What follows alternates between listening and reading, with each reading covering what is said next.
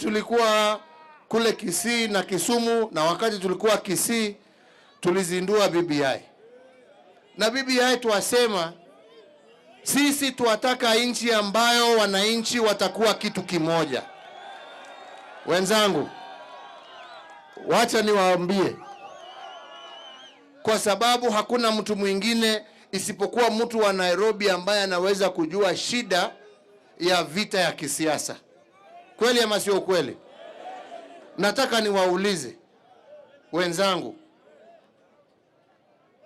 kutoka wakati tulisema tuko na handshake na ndugu Raila Odinga, kumekuwa si amani iliingia dunia hii na kila mtu akakaa kwa amani? Nasema uongo nikisema hivyo Nairobi? Nasema uongo nikisema hivyo? Si ni kweli? Si ni kweli? Si nyinyi wenyewe ndio mnajua vile watu walikuwa wanaangaliana, wewe kabila gani, wewe uko wapi, wewe namna gani? Lakini sasa tuangaliena hapa sasa jameni, tuko kitu kimoja.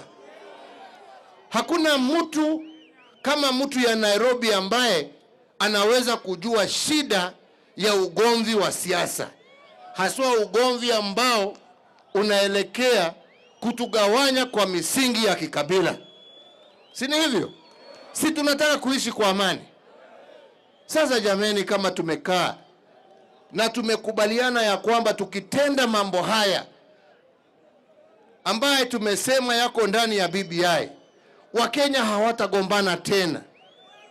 Tukisema tukifanya mambo haya tutahakikisha usawa katika ugawaji wa rasilimali ambaye ni kodi yenu ambaye inasanywa, na kila Mkenya atakuwa na haki yake, sio kugojea rais atasema nini. Wewe unasoma katiba, unajua haki yako ni nini. Sio rais kuja kusema wewe nitakupa hii, wewe nitakupa hii, wewe nitakupa ile. Katiba ndio inasema haki yako ni gani na unaielewa. Tunaelewana? Tunaelewana? Tukisema ya kwamba vijana wetu ambao wameenda na wamepata mtu ameanza biashara kidogo kama hawa sasa ambao tulikuwa tunaongea na wao, na tunasema kijana akianzisha biashara yake tumsaidie na tuseme huyo kijana hatalipa kodi miaka 7 mpaka hiyo kazi yake ikomaa. Shida iko wapi jameni? Kunaye shida? Tukisema mtoto wa university asije kuitishwa pesa ya HELB mpaka apate kazi, jameni, kuna shida hapo jameni? Tukija tuseme kama tunapigana kwa sababu wengine wanaona wamewachwa nje ya serikali, tuunde serikali ambao kila jamii ya Kenya itajiona ndani ya serikali, kuna shida jameni? Kunaye? Wenzangu, mtaniunga mkono tafadhali. Tutatembea pamoja, tutalete amani na umoja, tutakubaliana hiyo?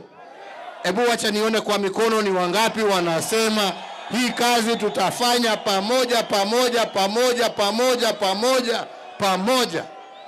Mimi nasema asante jameni.